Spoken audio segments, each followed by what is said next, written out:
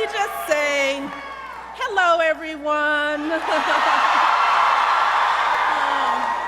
I am so thrilled to be here with you all today in New Hampshire. This is like home to me. And this day, thank you for a beautiful fall day. You just ordered this day up for me, didn't you? It's great to be here. Let me start by thanking your fabulous governor, your next U.S. Senator, Maggie Hassan. I want to thank her for that lovely introduction. I also want to recognize your Congresswoman, Annie McLean Custer, who's a dear, dear friend. Your soon-to-be Congresswoman, once again, Carol Shea Porter. All of whom have been just terrific friends to us, and your executive council and candidate for governor, Colin Van Ostern. And of course, thanks to all of you for taking the time to be here today.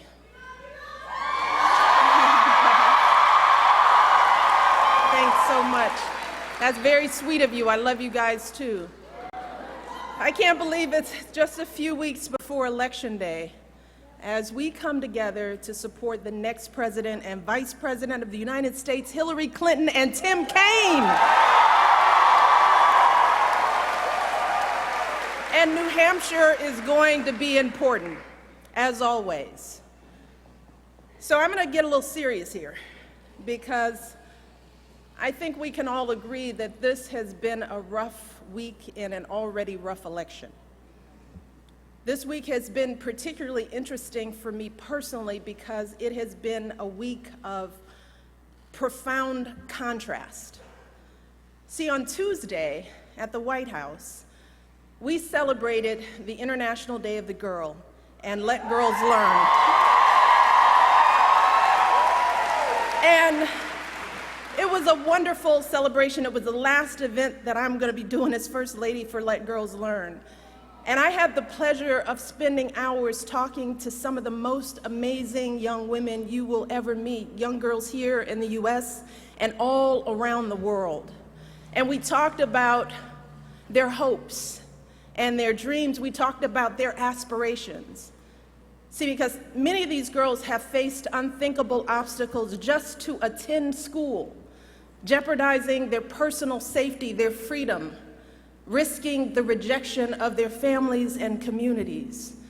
So I thought it would be important to remind these young women how valuable and precious they are.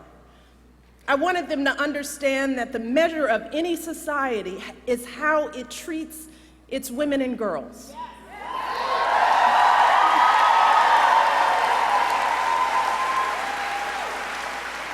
And I told them that they deserve to be treated with dignity and respect.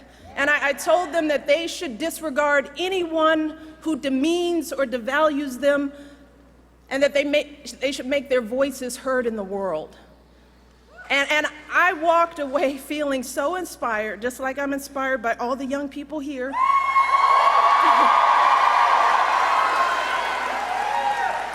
And I was so uplifted by these girls. That was Tuesday. And now here I am, out on the campaign trail in an election where we have consistently been hearing hurtful, hateful language about women. Language that has been painful for so many of us, not just as women, but as parents trying to protect our children and raise them to be caring, respectful adults. And as citizens who think that our nation's leaders should meet basic standards of human decency.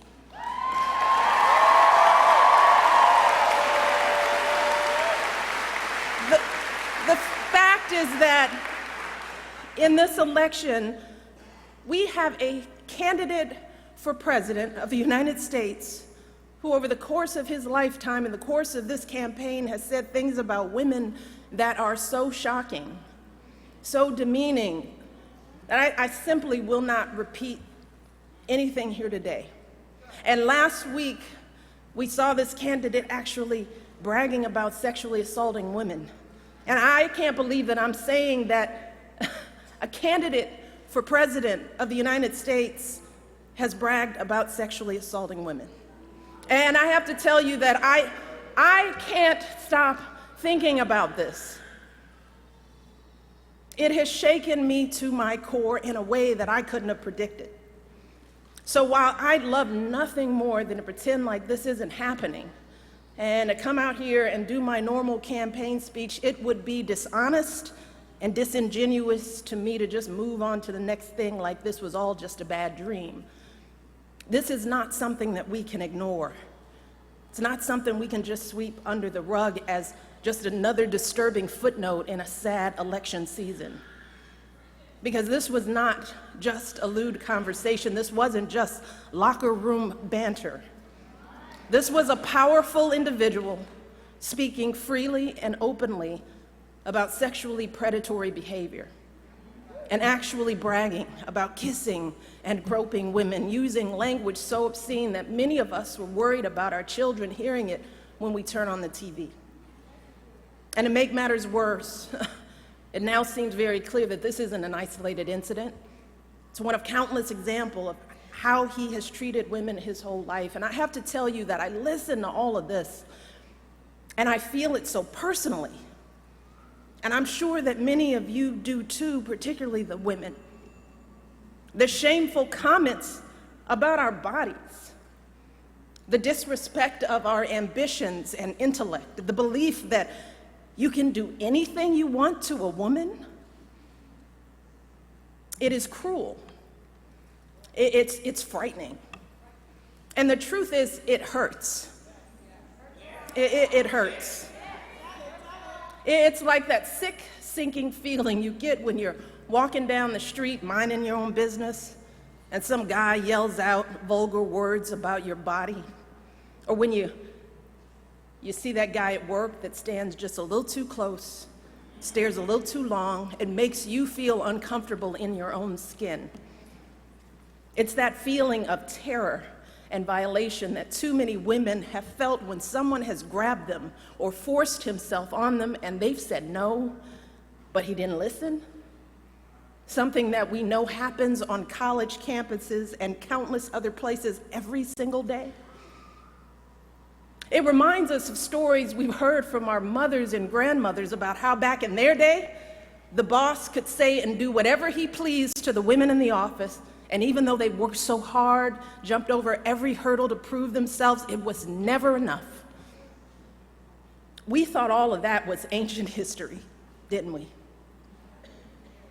And so many have worked for so many years to end this kind of violence and abuse and disrespect, but here we are in 2016, and we're hearing these exact same things every day on the campaign trail. We are drowning in it. And all of us are doing what women have always done. We're trying to keep our heads above water, just trying to get through it, trying to pretend like this doesn't really bother us. Maybe because we think that admitting how much it hurts makes us as women look weak. Maybe we're afraid to be that vulnerable.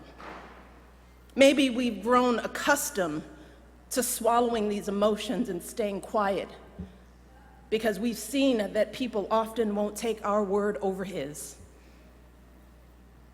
Or maybe we don't want to believe that there are still people out there who think so little of us as women.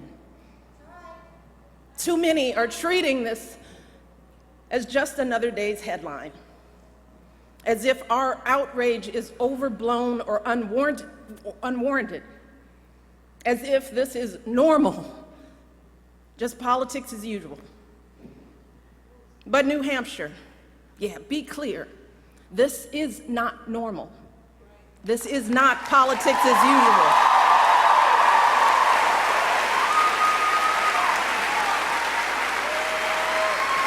This is disgraceful. It is intolerable. And it doesn't matter what party you belong to, Democrat, Republican, Independent, no woman deserves to be treated this way. None of us deserves this kind of abuse.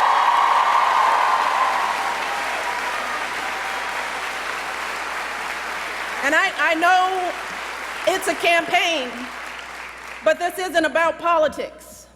It's about basic human decency. It's about right and wrong. And we simply cannot endure this or expose our children to this any longer, not for another minute, and let alone for 4 years. Now is the time for all of us to stand up and say, enough is enough. This has got to stop right now. Because consider this, if all of this is painful to us as grown women, what do you think this is doing to our children? What messages are our little girls hearing about who they should look like, how they should act? What lessons are they learning about their value as professionals, as human beings, about their dreams and aspirations? And how is this affecting men and boys in this country? Because I can tell you that the men in my life do not talk about women like this, and I know that my family is not unusual.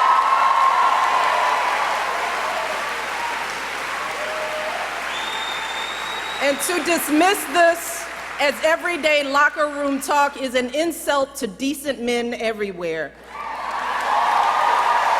The men that you and I know don't treat women this way. They are loving fathers who are sickened by the thought of their daughters being exposed to this kind of vicious language about women. They are husbands and brothers and sons who don't tolerate women being treated and demeaned and disrespected. And like us, these men are worried about the impact this election is having on our boys who are looking for role models of what it means to be a man.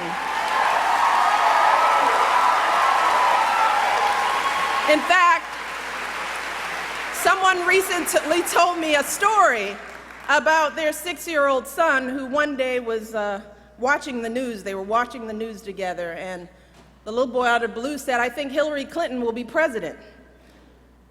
And his mom said, "Well, why do you say that?"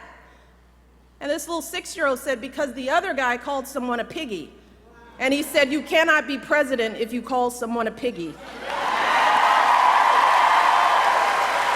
So even a 6-year-old knows better. A 6-year-old knows that this is not how adults behave. This is not how decent human beings behave. And this is certainly not how someone who wants to be president of the United States behaves. Because let's be very clear, strong men, men who are truly role models, don't need to put down women to make themselves feel powerful. People who are truly strong lift others up.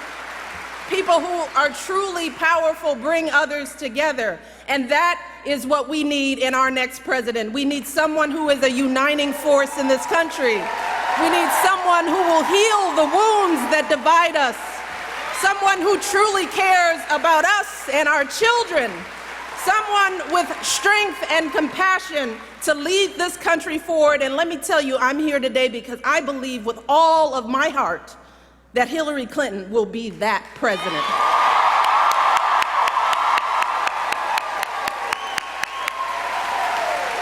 See, we know that Hillary's the right person for the job because we've seen her character and commitment, not just in this campaign, but over the course of her entire life.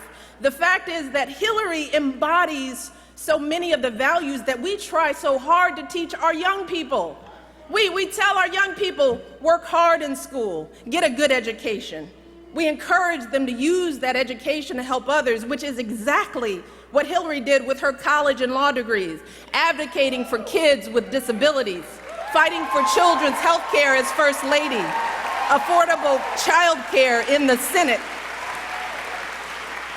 We teach our kids the value of being a team player, which is what Hillary exemplified when she lost the 2008 election and actually agreed to work for her opponent as our Secretary of State, earning sky-high approval ratings, serving her country once again. We also teach our kids that you don't take shortcuts in life and you strive for meaningful success in whatever job you do. Well, Hillary has been a lawyer, a law professor, First Lady of Arkansas, First Lady of the United States, a U.S. Senator, Secretary of State, and she has been successful in every role, gaining more experience and exposure to the presidency than any candidate in our lifetime. More than Barack, more than Bill, and yes, she happens to be a woman.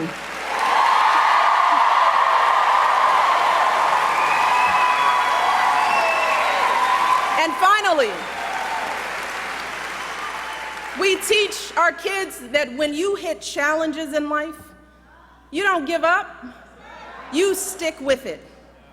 Well, during her 4 years as Secretary of State alone, Hillary's faced her share of challenges. She's traveled to 112 countries, negotiated a ceasefire, a peace agreement, a release of dissidents. She spent 11 hours testifying before a congressional committee. We know that when things get tough, Hillary doesn't complain. She doesn't blame others. She doesn't abandon ship for something easier. No, Hillary Clinton has never quit on anything in her life. So, in Hillary, we have a candidate who has dedicated her life to public service. Someone who has waited her turn and helped out while waiting. She is an outstanding mother.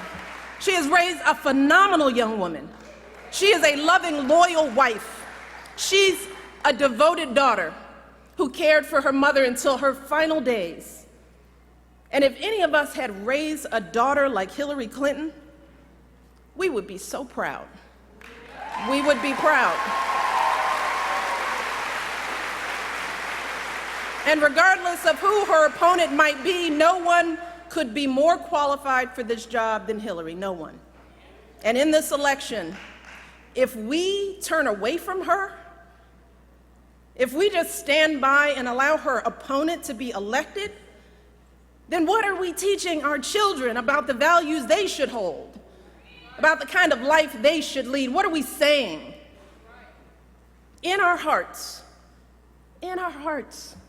we all know that if we let Hillary's opponent win this election, then we are sending a clear message to our kids that everything they're seeing and hearing is perfectly okay. We are validating it. We are endorsing it. We're telling our sons that it's okay to humiliate women. We're telling our daughters that this is how they deserve to be treated. We're telling all our kids that bigotry and bullying are perfectly acceptable in the leader of their country. Is that what we want for our children? And remember, we won't just be setting a bad example for our kids, but for our entire world. Because for so long, America has been a model for countries across the globe, pushing them to educate their girls, insisting that they give more rights to their women. But if we have a president who routinely degrades women, who brags about sexually assaulting women, then how can we maintain our moral authority in the world? How can we continue to be a beacon of freedom and justice and human dignity?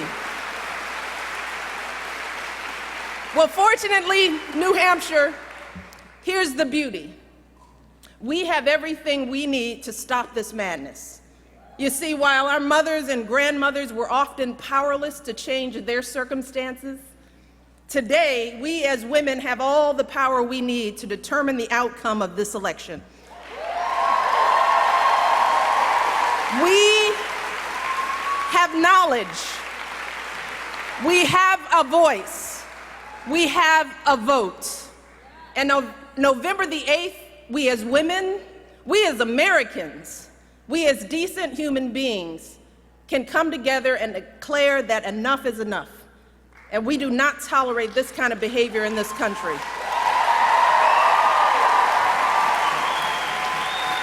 Remember this. In 2012, Women's votes were the difference between Barack winning and losing in key swing states, including right here in New Hampshire. So, for anyone who might be thinking that your one vote doesn't really matter, or that one person can't really make a difference, consider this. Back in 2012, Barack won New Hampshire by about 40,000 votes, which sounds like a lot. But when you break that number down, the difference between winning and losing this state was only 66 votes per precinct. Just take that in.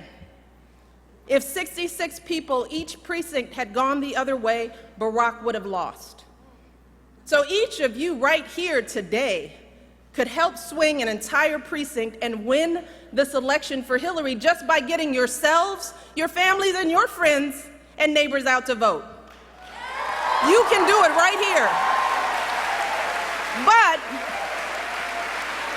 you could also help swing an entire precinct for Hillary's opponent with a protest vote or by staying home out of frustration. Because here's the truth. Either Hillary Clinton or her opponent will be elected president this year. And if you vote for someone other than Hillary, or if you don't vote at all, then you are helping to elect her opponent. And just think about how you will feel if that happens. Imagine waking up on November the 9th and looking into the eyes of your daughter or son, or looking into your own eyes as you stare into the mirror. Imagine how you'll feel if you stayed home, or if you didn't do everything possible to elect Hillary. We simply cannot let that happen. We cannot allow ourselves to be so disgusted that we just shut off the TV and walk away. And we can't just sit around wringing our hands. No, we need to recover from our shock and depression and do what women have always done in this country. We need you to roll up your sleeves. We need to get to work. Because remember this, when they go low, we go. Yes, we do.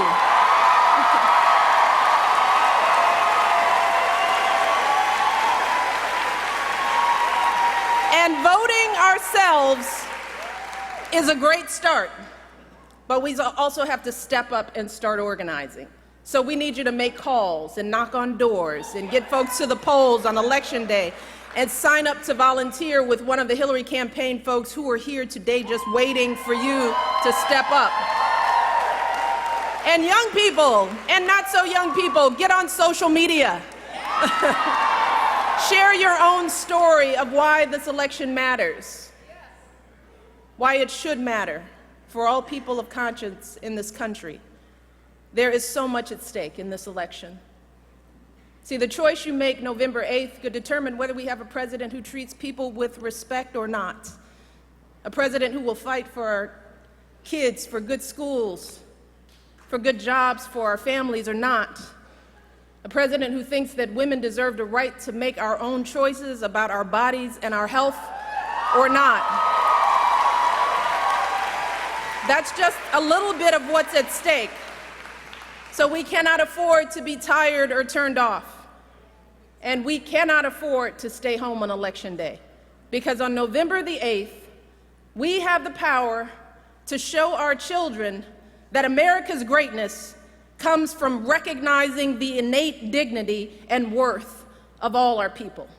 On November the 8th, we can show our children that this country is big enough to have a place for us all, men and women, folks of every background and walk of life, and that each of us is a precious part of this great American story, and we are always stronger together. On November 8th, we can show our children that here in America, we reject hatred and fear. And in difficult times, we don't discard our highest ideals. No, we rise up to meet them. We rise up to perfect our union. We rise up to defend our blessings of liberty. We rise up to embody the values of equality and opportunity and sacrifice that have always made this country the greatest nation on earth.